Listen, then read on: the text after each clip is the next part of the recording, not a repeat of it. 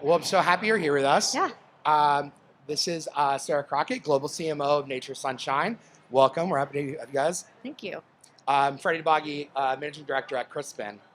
So I know you recently joined Nature Sunshine. It was only a couple months ago, but you've got a epic brand list under your belt. Dickies, REI, Vans, just to name a few. So what kind of drew you to Nature Sunshine?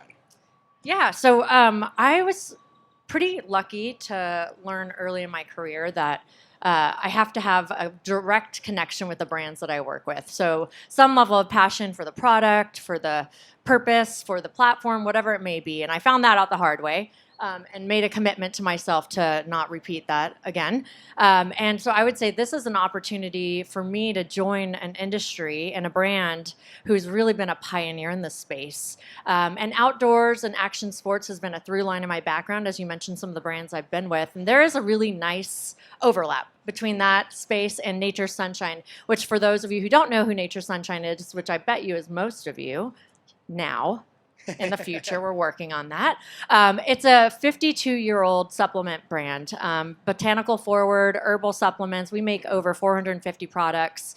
Really, truly a pioneer in this space. When you think of supplements, you don't necessarily think of 50 years of experience, right? So for me as a marketer, it's like a target-rich environment to come in and take my experience in connecting with people around wellness and action sports and sort of the mental health aspect of some of the underpinnings of those places and apply it in a whole different way. And I also have the pleasure of overseeing our product teams as well as our marketing teams, which allows me to see the really nice interplay when product and marketing directly overlaps. That's awesome. And yeah, they're great products. I do highly recommend them. I bet you a lot of people here could use some of our Yeah. hydration products, maybe. I don't know. I needed some of that this morning. Yeah. So, you were talking about Pioneer and that legacy, and that's obviously what we're here to talk about. Legacy is obviously sometimes the enemy of kind of the transformations that we live in today. We're at South by, so we have to say the word AI. We know that there's economic tensions and societal trends that we're kind of dealing with. So, what is in a legacy name? How do we think about kind of a legacy or iconic kind of brand name versus even focusing on just product marketing? Yeah, when I think of legacy brands, I think of them as being symbols of brands who have basically stood the test of time. They've really moved with the tides of culture, which requires, if you look at how different each generation is, it requires you to look at the opportunity and how to connect with the consumer in a different way. So I think of that as the sort of high-level definition of what a legacy brand is. I think there's definitely a risk that each legacy brand has, which is how do we continue to build growth? How do you continue to move forward and still honoring the place that we came from and working inside of a number of different legacy brands. Dickies was a 101-year-old workwear brand here in Texas. Vans, 50 plus years in the skate and action sports space. REI from, decades and decades, right? So you have to be able to apply a forward-looking perspective, but you really need to avoid what happens internally in those companies, which is a lot of what I call navel gazing, because we get so enriched in the history and all the fun facts about our past, and we just want to put a big light on that. And the reality is some of those things do deserve a big light, but a lot of them offer an opportunity and a territory for reframing to connect with the future in a forward-looking capacity. So, where do you think iconic legacy brands kind of lose their edge, and what can brands do to stay relevant? Yeah, it all comes down to innovation.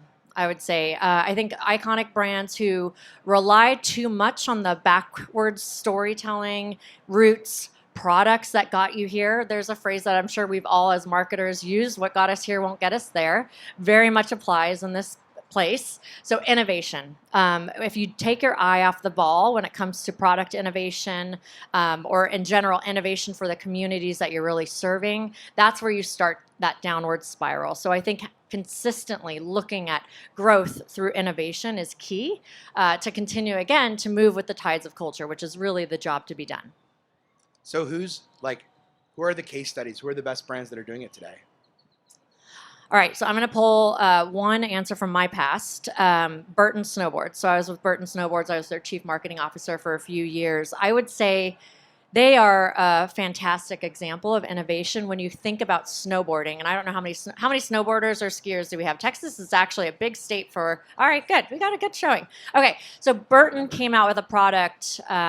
Actually came out with it a few decades ago, but then they revisited it and fine-tuned the technology to make it a really hard-working product called the Step-On.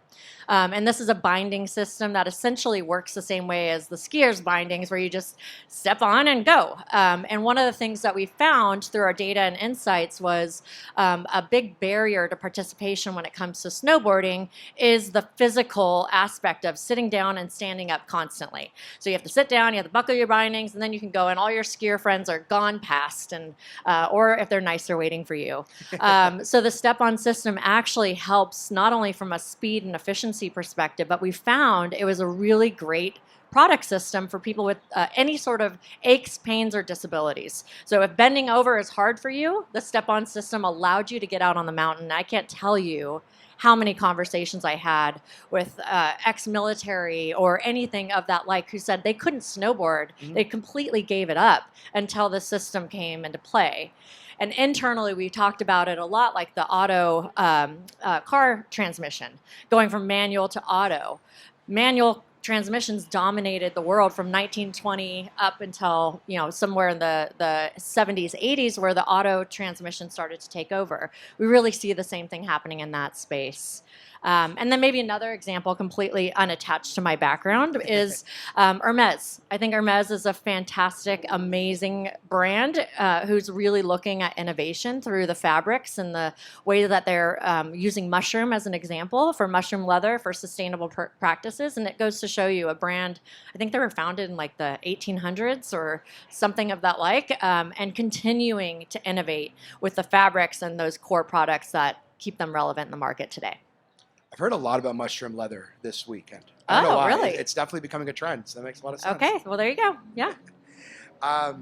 So kind of switching gears a little bit, thinking about the communities and, how do we bring our consumers kind of along and drive that kind of cross-collaboration? So obviously, our brands are in the consumer's eyes, and we've got to think about how do we really, market to them. So how do you think about that collaboration, bringing the consumer insights and that kind of knowledge into Nature Sunshine internally?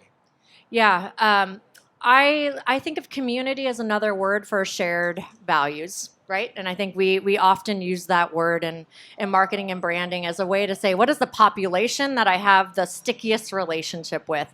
You're never going to hear me as a marketer talk about building communities through our brands. I just frankly don't necessarily believe that that's how communities are founded. I think communities are founded on higher level principles than the goods that we consume. So if I can find a way to connect with communities through this shared value of they prioritize wellness, health and wellness, and that's exactly the community I'm focused on right now. So how do I make sure that I tap into the things that work for them, the things that they haven't found a solution for? So we have to constantly be having this dialogue, constantly be listening to the communities to ensure that we are pulling their insights in to the innovation in our product pipeline. That is the job to be done, I would say, and it doesn't ever really stop unless you stop making products or innovating. Yeah, it's so funny. I think I've got a lot of jobs in the past, but I think I started out in search, and search has always been the funniest thing where it's becoming more and more relevant. It might not be Google, but it's like, what are those communities looking for? How do we pull those insights and like better equip brands to really think like that? So exactly. Totally same page. Yeah. So thinking about Nature Sunshine being a global brand, how do you handle that kind of scale and the local market nuances, and then still stay true to the brand and the different kind of cohorts that you're reaching? Great question. Yeah, we are a global brand. Actually, our largest market is in Asia. Interestingly enough, U.S. is our second largest market. Under the Nature Sunshine banner, we actually have another brand called Synergy as well. So the answer to your question really comes down to brand strategy. Mm-hmm. And I might pull an example from my past to articulate this, but when you form your brand strategy, you are effectively building your shield and your sword.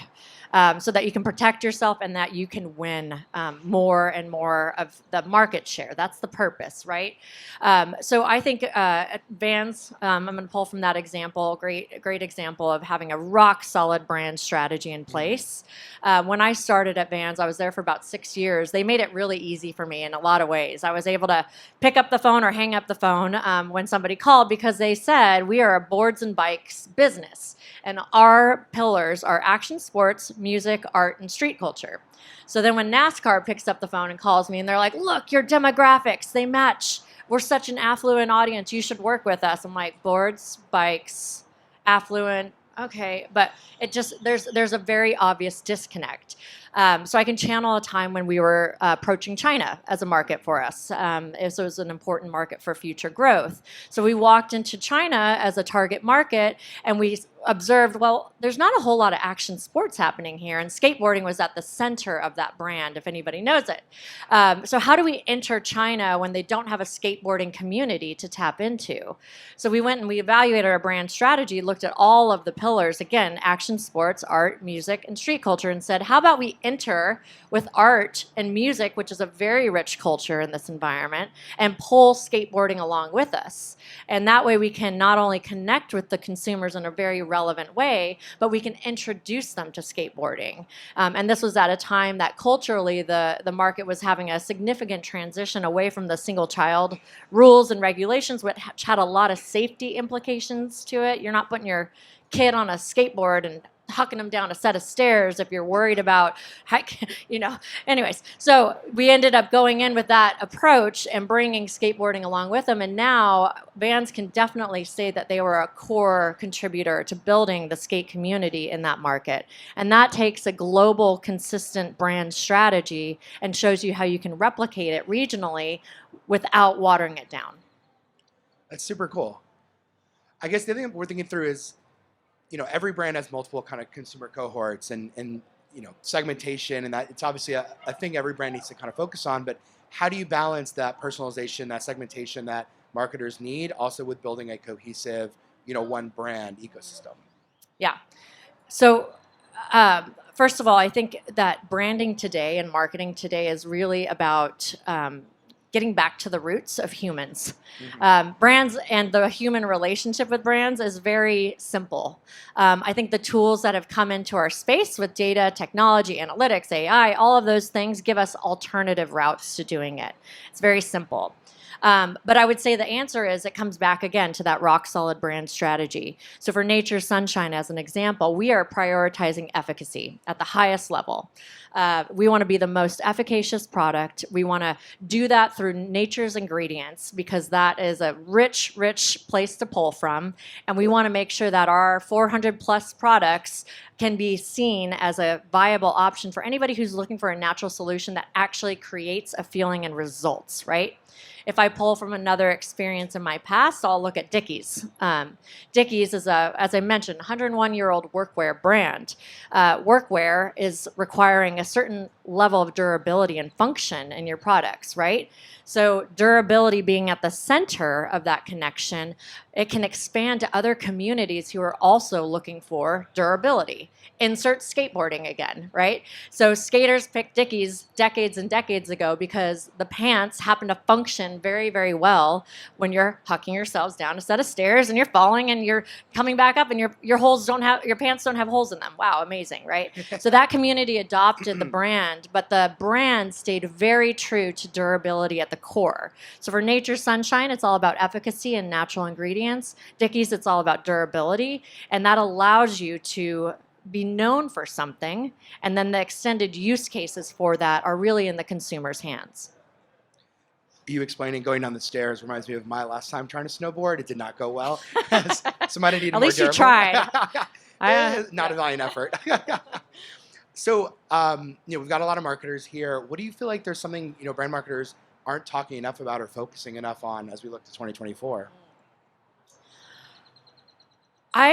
First of all, I don't think we're talking enough, period. I think there's this pendulum swinging that I'm really enjoying watching right now. Mm-hmm. When I get the chance or the pleasure to talk to college students who are embarking at the very beginning of their career, we have a lot of different conversations around what marketing used to be, what it is today. And one of the reasons why I love this field is that the job changes every 2 to 4 years, pretty significantly, right? And right now we're in an era where it used to be all about, and used to be, I'm talking like 5 years ago, still very prevalent today as well, growth hacking. It's like, how do I just get as big and as fast as I can? I'm going to use technology to reach the masses and retarget, right? Today, I'm having a lot of conversations with people around storytelling again. And how do you actually start to move out of this era of marketing, which is light touch everywhere, and going into depth and meaning? And that takes storytelling. It goes back to humans require a level of connection with the things or people that they are interested in. And that is where we're starting to see a lot of conversations evolve towards. Maybe it's the pixelless environment that's in our future that's drawing it out. I don't really care, but I'm really happy to see it.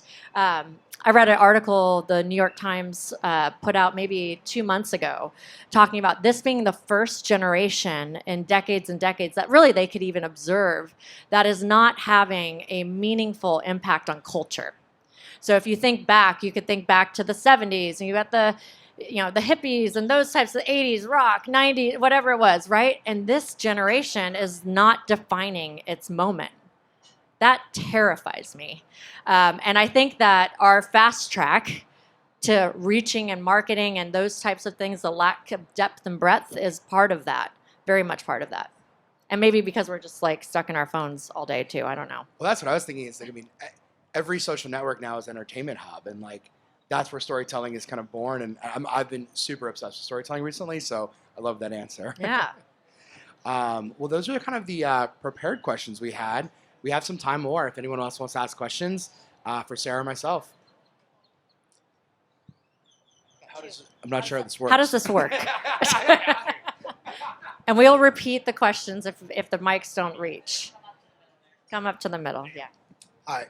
When you go into a new market, what are the cultural ways that you can identify what's important to that market, and that helps dictate your marketing strategy in a new market? Great question. So what are the cultural ways, when you go into a new market, what are the cultural ways that you evaluate the market so that you can find that relevance? First of all, I think it was in the first part of your question, you have to go into the market. Boots on the ground cannot be underestimated. I think the firsthand experience that you have in a market where you dedicate enough time to really seek those relevant moments is really important to augment the influx of data that certainly is available to you. It's also really about the teams. So we're not entering a market aggressively without having a subset of teams or local players to tap into for execution, right? So really listening. It's all about listening. Again, you have that rock solid brand strategy, and then you go into a local market and you listen, then you start to find, it's not going to be black and white, but you start to find those areas where you're like, there's something here. I think there's something here. Let's test and learn our way into that and see if that creates a level of stickiness for us to continue to grow through. It's a lot of testing and learning, and hopefully you fail in the right direction, because you certainly will fail at times, but that's the optimal goal. Hey, Sarah. Hi, Dylan. So you've been really fortunate to work for they've been very fortunate to have you work for some incredible heritage legacy brands. But from workwear to wellness, you've also got these fly-by-night competitors that don't have the well of history that your brands have. Do you have any advice for marketers on the unfair advantage that you have working for a legacy brand? I've heard some amazing guidance on the shield and the sword, and also how to protect against concerns through innovation, but I'm thinking specifically about how you beat out those kind of would-be fly-by-night rivals by leaning into legacy. Is there anything we can learn about that unfair advantage? Yeah, so I love how you frame it. Thank you, Dylan, for the question. Dylan, by the way, works for a fantastic agency, Triptych, who I would highly recommend partnering with if you have the pleasure. So I would say, it can be a double-edged sword. I'll go back to the sword reference. So first and foremost, when you have a legacy to protect, it's not a complete white space. And I think that some people would see that as a strength and a weakness. I tend to find it as a strength because I love to be put into a box to work within and then finding the sweet spots of that box. A lot of the fly-by-night competitors that you mentioned maybe have the benefit of speed. right? So speed can allow them to test and learn into new channels, and they've got less to lose. I'm using air quotes because I recognize that's a unfair assumption on my part. As far as that advantage goes, I'm going to go back to storytelling. I really think that is the core advantage for a legacy brand. Typically, and if I channel my more recent experience at Dickies and what I'm discovering about Nature's Sunshine as well, is you can spend your entire first year just uncovering a fraction of the stories that exist. And these are all stories that, when presented to the consumer in a way that allows them to really see and hear them, would win you over in a heartbeat. I always joke with my head scientist, my VP of innovation, if I could just put him in front of every prospect customer, I will win the customer for life. I guarantee you. The information he has in his brain and the knowledge that he has in the space is incredible. That's not a scalable solution. So that's the challenge. I got to find that way to scale all of this goodness, because all of the goodness can be as much a distraction as it is a strength.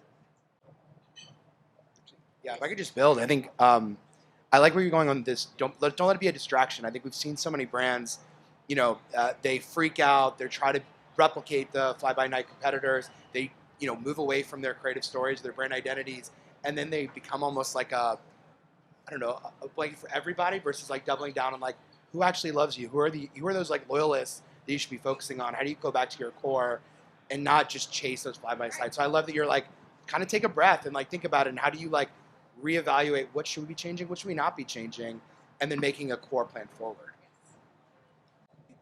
Yeah, there's plenty of examples, and this will be a good one of showcasing failure forward. There's examples where I see things pop up on our social feed that you can tell they're trying to connect with the pop culture moment, right? But it feels off-brand, and so it's like, let's just not be knee-jerk and like get into the Taylor Swift, Travis Kelce conversation. That might not necessarily be where we want to go as a brand. We may not have a role in that moment. So I do think that knee-jerk response that we have as brands, it comes from a point of pressure. You feel pressured to be finding those tiny little ins and outs to get in front of your consumer. And I think those moments, when acted upon too quickly or without enough thought or foresight, can actually create more damage in the long run and short run, frankly. Awesome. Thank you, everybody. Thanks, guys.